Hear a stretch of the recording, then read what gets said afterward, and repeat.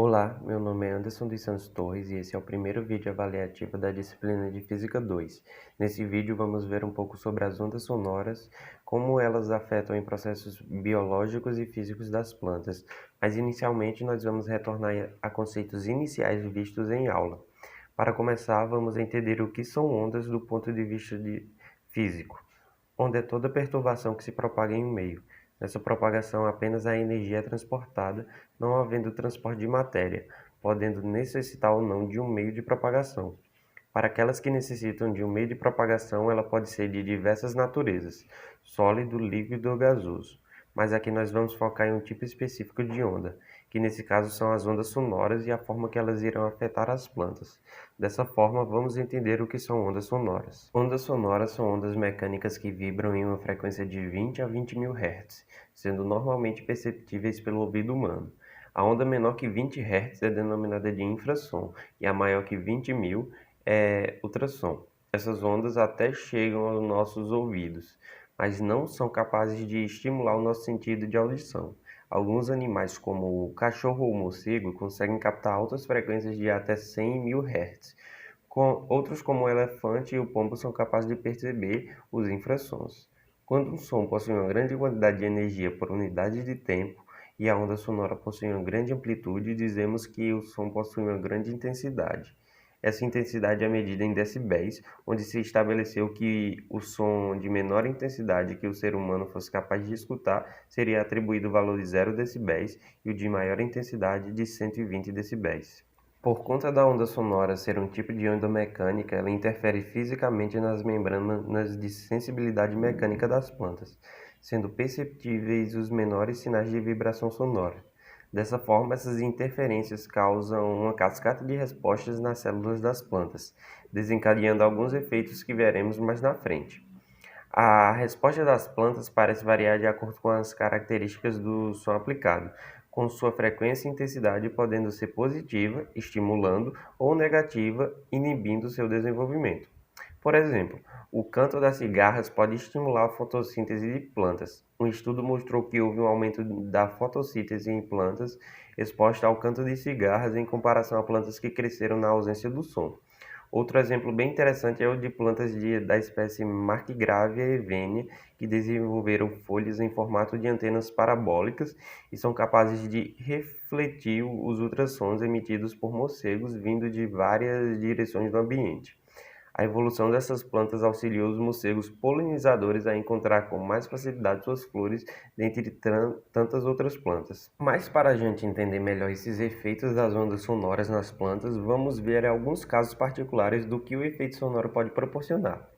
Ele pode proporcionar um aumento no conteúdo de ácido ascórbico em Medicago sativa, aumento na tolerância de seca em Arabidopsis, aumento de condutância estomática e maior eficiência quântica do fotossistema 2 em arroz sob estresse hídrico, uma ampla alteração no conteúdo de proteína em Arabidopsis e aumento de tolerância à infecção patogênica em Arabidopsis em função do aumento do ácido salicílico e um aumento da tolerância ao estresse por calor em Arabidopsis.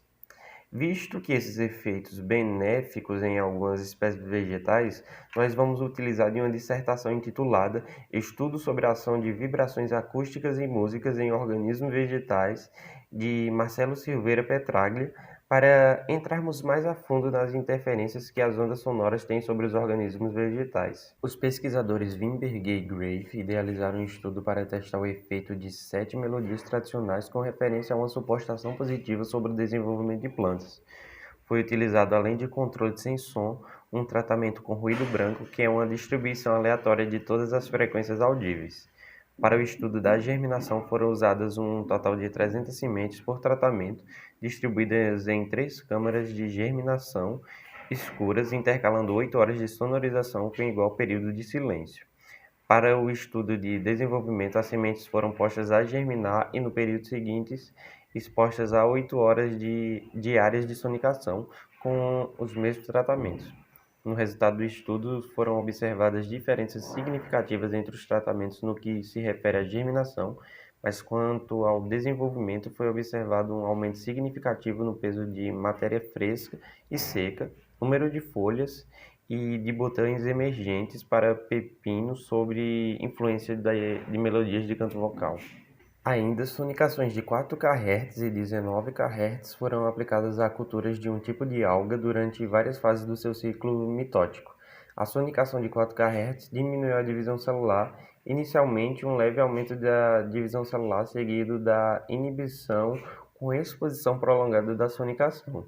As células se mostraram mais sensíveis ao efeito sonoro durante o período do primeiro quarto do seu ciclo de vida de 24 horas e aparentemente insensíveis à sonicação no último quarto.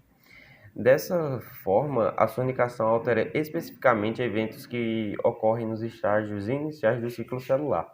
Outro exemplo que temos foi descrito em trabalhos de Eschurer e Wimberger, onde sementes de trigo da variedade Rideau foram embebidas e sonicadas com 5.000 Hz a uma intensidade de 92 decibéis e mantidas em silêncio. Foi visto que, em média, a composição de aminoácidos livres apresentaram valores 18 vezes maiores no embrião que no endosperma. Algumas alterações significativas também foram notadas entre o grupo sonicado e o controle, como os níveis de serina e prolina, que foram respectivamente 38% e 26% maiores no grupo controle. Já a alanina teve concentração 62% maior no embrião e 50% menor no endosperma no grupo sonicado. No mesmo trabalho, sementes de plantas de trigo da variedade Rideau foram sonicadas em diferentes frequências e intensidades sonoras, mostrando que a altura das plantas não foi afetada, mas o número de raízes, a massa seca das raízes e a massa seca dos brotos apresentaram diferenças significativas com a aplicação de 5.000 Hz a 92 decibéis quando comparada com outros tratamentos. Um aspecto interessante desse estudo é que foi observada uma modificação inesperada na forma da terceira e quarta folha emergente, de aproximadamente 3% das plantas que receberam o tratamento de 105 decibéis e 120 decibéis.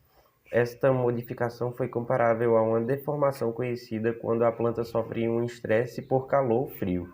As células das folhas nesse estágio de desenvolvimento parecem ser bastante suscetíveis a ambientes adversos e aparentemente altas intensidades foram percebidas como uma agressão. Por fim, num trabalho desenvolvido na Unesp, plantas de feijão da variedade carioquinha foram submetidas a uma hora diária de sonicação com frequências diferentes. As principais conclusões dos autores foram que a frequência de 1.150 Hz foi prejudicial ao crescimento das plantas e que as medidas do segundo período de 14 dias apresentaram valores maiores, curiosamente maiores que do terceiro período de 16 dias. Apesar de a análise ter sido feita em cima de um pequeno número de plantas, considerando a variabilidade natural do material biológico, esse estudo mostrou que o elemento sonoro pode interferir negativamente com o desenvolvimento vegetal. Como visto, as ondas sonoras vão afetar de forma benéfica e maléfica alguns dos mais variados aspectos das plantas, desde o desenvolvimento de algumas de suas estruturas até aspectos metabólicos, que podem trazer grandes influências para seus ciclos naturais. Nas pesquisas, foi perceptível que os estudos sobre as ondas sonoras no âmbito da agronomia ainda são pouco escassos de informação, dependendo de maior base de estudo para realmente concluirmos e conceituar formas precisas de uso benéfico de ondas sonoras em favor de organismos vegetais. Com o avançar de pesquisas e tecnologias, será possível utilizar desse aspecto físico para beneficiar o nosso mundo vegetal.